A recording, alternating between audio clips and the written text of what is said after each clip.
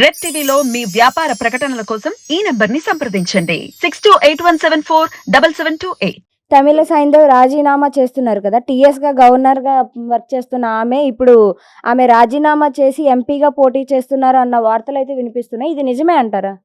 నిజమే నిజమే అవ్వచ్చు. ఎందుకంటే మొన్నటిదాకా తమిళనాడు ప్రెసిడెంట్గా కూడా చేసింది ఆవిడ. తమిళనాడు బీజేపీ ప్రెసిడెంట్గా చేసింది. మంచి ఫైర్ బ్రాండ్. ఆవిడ నేపథ్యం కాంగ్రెస్ ఫ్యామిలీ బ్యాక్గ్రౌండ్. వాళ్ళ బాబాయ్ మామ వాళ్ళది కాంగ్రెస్ నుంచి ఈవిడ బీజేపీలోకి వచ్చింది. వాళ్ళ ఇంటి నేపథ్యం కాంగ్రెస్, ఈవిడ బీజేపీకి వచ్చింది. బీజేపీకి గతంలో ఫైర్ బ్రాండ్గా పనిచేసింది. కాకపోతే బీజేపీకి అక్కడ అంతగా లేదు కనుక ఆవిడని సీనియర్గా ఉంది గవర్నర్ పోస్ట్ ఇచ్చి గౌరవించారనుకోండి. ఇప్పుడు బీజేపీ పెరిగింది తమిళనాడులో. ఇప్పుడు బీజేపీ గురించి కూడా మాట్లాడుతున్నారు తమిళనాడులో అసలు బీజేపీ గురించి పట్టించుకున్నాడు లేడు మొన్నటిదాకా.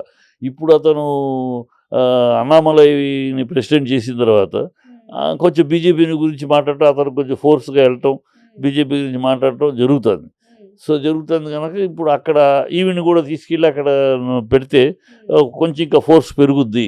బీజేపీకి ఇంకో 4 సీట్లు వచ్చే అవకాశాలు పొలిటికల్గా సపోర్ట్ కలుగుతుందని అనేసా? అంతే, పొలిటికల్గా సపోర్ట్. అంతే, రాష్ట్రానికి ఏదో మేలు జరుగుతుందని కాదు, పొలిటికల్గా పార్టీకి. ఆల్రెడీ ఈవిడ రాజకీయాల్లో ప్రత్యక్ష రాజకీయాలు లేకపోయినా గవర్నర్గా ఉంది కదా, ప్రజల్లో మా నాన్నతోనే ఉంది కదా, కనుక తీసుకెళ్ళి అక్కడ మళ్ళీ ఎంపీగా నుంచోబెట్టి ఆవిడ ఎంపీ కన్యాకుమారి వాళ్ళ చోటు నాడార్లు ఎక్కువ. ఆవిడ నాడార్ క్యాస్ట్ చెందిన ఆవిడ. ఆ నాడార్లు ఎక్కువ. ఆ కన్యాకుమారిలో ఆయన మళ్ళీ నుంచోబెట్టి ఆ సీట్ ఏదో కైవసం చేసుకుందామని ఒక లెక్క. ఆ లెక్క కోసం ఆవిడ రిజైన్ చేస్తుంది. అదేమో రాజకీయం. గవర్నర్ ఖాళీగా ఉన్నప్పుడు గవర్నరు, మళ్ళీ ఇక్కడ కొంచెం యాక్షన్ స్టార్ట్ అయితే ఎంపీకి వెళ్తే తమిళనాడు నుంచి ఒక మినిస్టరు, అది కూడా అవకాశం ఉంటుంది. అది అంతకన్నా ఏముంది. ఓకే, బీఆర్ఎస్ను ఖాళీ చేస్తున్నానంటూ రేవంత్ రెడ్డి అంటున్నాడు. మరి ఖాళీ చేస్తారంటారా? రేవంత్ రెడ్డి తను ఖాళీ అవుతాడు చూసుకోవాలి. ఈ పిచ్చివాగుడు ఎర్రివాగుడు వాగకుండా. అసలు రేవంత్ రెడ్డికి ఇంగ్లీష్ సరిగ్గా రాదు. ఓకే, ఇంగ్లీష్ రావాలని గ్యారంటీ లేదు. తెలుగు కూడా సరిగ్గా రాదు అనుకుంటా. ఎందుకంటే మాట వెళ్తే మమ్మల్ని దింపుతామన్నారు, తొక్క తీస్తాం, తోలు తీస్తాం. మమ్మల్ని ఎవరన్నారు మిమ్మల్ని దింపుతామని? భాష తెలియదా నీకు? మీరే దిగిపోతారన్నారు. మిమ్మల్ని ఎవడో దింపుతామని మేము బీఆర్ఎస్లో ఏ నాయకుడు కూడా మొన్నదా అన్నాడు బీఆర్ఎస్ నాయకులు దింపుతాం. ఎవ్వరు అనలా. తెలుగు తెలుసుకో ఫస్ట్. తెలుగు అర్థం కాకపోతే డిక్షనరీ తెచ్చుకుని చదువు. మేము దింపుతాము అని అనలా, మీరే దిగిపోతారు అన్నాం. మేము దింపుతాం అన్నదానికి మీరే దిగిపోతారు అన్నదానికి చాలా తేడా. మీరే దిగిపోతారు, మీలో 4 గ్రూపులు అవుతాయి, మీరు ఒకళ్ళనొకళ్ళు కొట్టుకుని దిగిపోతారు. అది మీ నేపథ్యం, కాంగ్రెస్ యొక్క నేపథ్యం. 4 గ్రూపులు, గ్రూపు తగాదాలు, గాంధీ భవన్ తగలబెట్టుకుంటారు మీ నేపథ్యం. కనుక మీరే కూలిపోతారని చెప్పాం, కానీ మేము కూలుస్తామనలా. మీరే కూలిపోతారు అన్నదానికి మేమే కూలుస్తామన్నదానికి చాలా తేడా ఉంది. కనుక తెలుగు సరిగ్గా రాదనుకుంటారు రేవంత్ రెడ్డికి. ఇంగ్లీష్ రాదంటున్నారు, నాకు రావాలని పెద్ద అన్నాడు. ఇంగ్లీష్ రాకపోయినా పర్వాలా, తప్పులు మాట్లాడినా బూతులు మాట్లాడినా ఇంగ్లీష్లో. నీ భాష కాదు, తెలుగు నీ భాష కదయ్యా. తెలుగు కూడా అర్థం కాదా? అర్థం కాకుండా మేము దింపుతామన్నారు. వాళ్ళ తనకు భయం, తను దిగిపోతా. తనకు తెలుసు లోపల ఈ ఎంబీ ఎలక్షన్లు అయినాక నా పరిస్థితి ఏంటి తెలుసు తనకి. ఆల్రెడీ కూటాలు కడుతున్నారు. బట్టి విక్రమార్క ఒక కూటం, వెంకటరెడ్డి ఒక కూటం, ఉత్తమ్ కుమార్ రెడ్డి ఒక కూటం ఆల్రెడీ తయారవుతున్నాయి. ఈ 3 కూటాలు తయారవుతున్నాయి. ఎప్పుడు ఎంపీ ఎలక్షన్ అవగానే ఈ 3 కూటాల్లో మొదలవుతుంది. ఇది చరిత్ర. అది చెప్తున్నాం మేము. జరిగిన మీ యొక్క నేపథ్యం, మీ కాంగ్రెస్ యొక్క నేపథ్యం, ఆనవాయితీ, మీ డిఎన్ఏ అలాంటిది. మీరు ఎన్నికలైనాక కూలిపోతారు అని చెప్తాం. మేము కూలుస్తాం అలా, మీరే కూలిపోతారు అన్నాం. ఆ మాత్రం తెలియకుండా ఎవరో కూలుస్తారు, పిచ్చి వాగుడు అవుతాడు. డోర్లు తెరిచాము, గుడ్డు తెరిచాము, నీ తలలో జేజి పుట్టుకు రావాలి. సింహం ఒక అడుగు వెనక పడిద్దంటే, సింహం ఒక అడుగు వెనక పడిద్దంటే ఓడిపోయినట్టు పారిపోయినట్టు కాదు, అది 10 అడుగులు ముందుకు దూకుతుంది రాబోయే కాలంలోనే అర్థం. అది తెలుసుకోవాలి రేవంత్ రెడ్డి.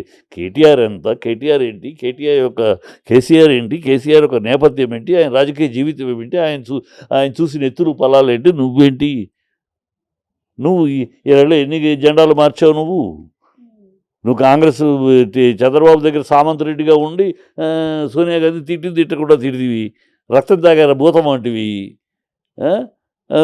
రెడ్ హ్యాండెడ్గా దొరికితివి నువ్వు నోటు కోటు కేసులో. ఇవాళ అదే సోనియా గాంధీ కాళ్ళ దగ్గర కూర్చొని అమ్మ దేవత అంటున్నావు. నీ రాజకీయాలు అయ్యి అయితే కాళ్ళు లేకపోతే జుట్టు ఒకళ్ళ కాళ్ళ దగ్గర కూర్చోటం, ఒక పద్ధతి చూర్చటం, కాకా మాటలు మాట్లాడి ఏదైనా ఒక పదవులు కూర్చొని మీది ఇది పోరాడి సాధించుకున్న విజయాలు.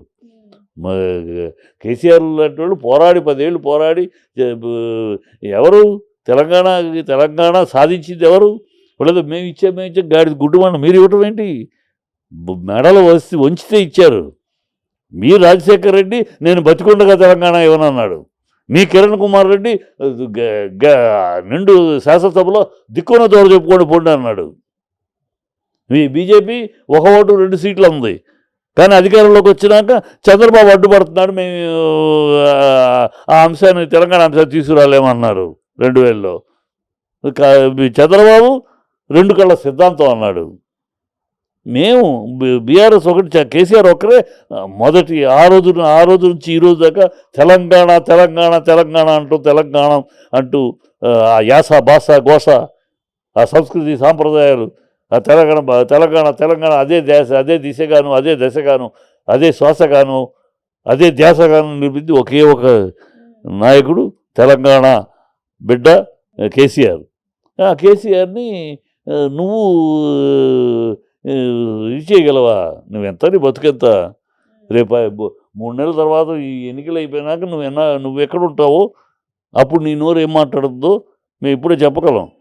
10 నెలలు, ఇంకో 4 నెలలు 5 నెలలు అయిపోయినాక ఆఫ్టర్ జూన్, వచ్చే ఆగస్టు ఎప్పుడు ఆగస్ట్ సంక్షోభం ఉంది కదా మన దేశంలో, మన రాష్ట్రంలో. ఈ ఆగస్ట్ సంక్షోభంలో నీ పరిస్థితి ఏంటో వాటికి జాగ్రత్త పడు. ఊరినే బీఆర్ఎస్ని ఖాళీ చేస్తాం, బీఆర్ఎస్ని అది చేస్తాం, ఈ పిచ్చి కవులు చెబుతూ కాలక్షేపం చేయొద్దు. నువ్వు ప్రామిస్లేంటి? ప్రజలు మిమ్మల్ని తన్నకముందే, ప్రజలు తిరగబడి మిమ్మల్ని నిలదీయకముందే, ఎక్కడికక్కడ నిలదీసే రోజులు రాకముందే కొంచెం జాగ్రత్త పడి బుద్ధిగా భాష నేర్చుకుని, భాష కొంచెం పద్ధతిలో మాట్లాడుతూ, ఇంకా చిల్లర భాష, ఇంకా వీధిరౌడి భాష కాకుండా ఒక సీఎం లెవెల్లో కొంచెం హుందాగా మాట్లాడటం అలవాటు చేసుకుంటే మంచిది. సో ఆర్ఎస్ ప్రవీణ్ కుమార్ పార్టీలోకి చేరుతున్నాడు అంటున్నారు కదా, మరి పార్టీలోకి చేరడానికి కారణం ఏంటంటారు? ఆయన చెప్పాడుగా, పార్టీలో చేరడానికి మాయావతి అంగీకారం లేదు. మాయావతి నేషనల్ పాయింట్ ఆఫ్ వ్యూలో చేరడానికి ఇష్టపడలేదు ఆవిడ. అది ఇతనేమో నేషనల్ విషయం వేరు, స్టేట్ లెవెల్ పాలిటిక్స్ వేరు అని ఇతని పాయింట్. సో ఇతను చేరాలని అనుకున్నాడు, మాట్లాడేశాడు. ఇక్కడ అంగీకారం పొందింది, కానీ అక్కడ అధిష్టానం ఆవిడ ఇష్టం లేనప్పుడు అధిష్టానం మాట కట్టుబడి ఈ బంధాన్ని వద్దనుకోవాలా, లేదు అధిష్టానాన్ని కాదని వెళ్ళిపోయి చేతులు కలపాలనుకున్నాడు. సో అధిష్టానం కాదనుకున్నాడు. బీఎస్పీకి ఏముంది? ఏమీ లేదు బీఎస్పీకి. ఈయన ప్రవీణ్ కుమార్ వల్లే బీఎస్పీ. అంతకుముందు బీఎస్పీ ఏముంది ఈ రాష్ట్రంలో? ప్రవీణ్ కుమార్ బీఎస్పీని చేత పట్టుకున్నాక కాస్త కలవటాలు జరిగినాయి, ఒక ఈ జనాలు ఏకం కావడం అయినాయి. సో అది అతను లెక్క ఒక రాజకీయంగా ఇది మనం ముందు అడుగుపెట్టి ఒక ఎంపీగా వెళ్ళాలి, ఎంపీగా వెళ్ళినాక కదా మనం పార్లమెంట్లో అయినా టాపిక్ తీసుకురొచ్చి మాట్లాడటానికి అని ఆయన ఉద్దేశం. అది తిరస్కరించింది ఆవిడ తిరస్కరించినాక ఇక అధిష్టానం మాటది కాదు తన సిద్ధాంతం ప్రకారం. అందుకని మనసు చాలా భారంతో వెళ్ళిపోతుందని చెప్పాడు. సో అది తప్పదు, పొలిటికల్ ఈక్వేషన్లో అతనికి తప్పని పరిస్థితి. సైలెంట్ అయిపోవటమా, ఇప్పుడు అక్కడ బ్రేక్ పడింది ఆవిడ ద్వారా, వాళ్ళ అధ్యక్షుల ద్వారా బ్రేక్ పడింది. ఈ బ్రేక్లో ఆగిపోవటమా? రేపు ఎన్నికలు వస్తున్నాయి, ఈ ఎన్నికలు బ్రేక్ పడితే ఉంది, ఎన్నికలు ఏమి కంటెస్ట్ చేయడానికి లేదు కదా. సో బ్రేక్లో కంటెస్ట్ చేయొచ్చు, ఒంటరిగా కంటెస్ట్ చేయాలి. ఏముండదు ఒంటరిగా చేసి. సో అది సైలెంట్ అయిపోవటం కిందే లెక్క. సైలెంట్ అయిపోవటమా లేదా పోరాటానికి వెళ్ళటమా? ఆ నిర్ణయం తీసుకున్నాడు ఒక రాజకీయ నాయకుడిగా, పోరాటానికి వెళ్ళటమని నిర్ణయం తీసుకున్నాడు.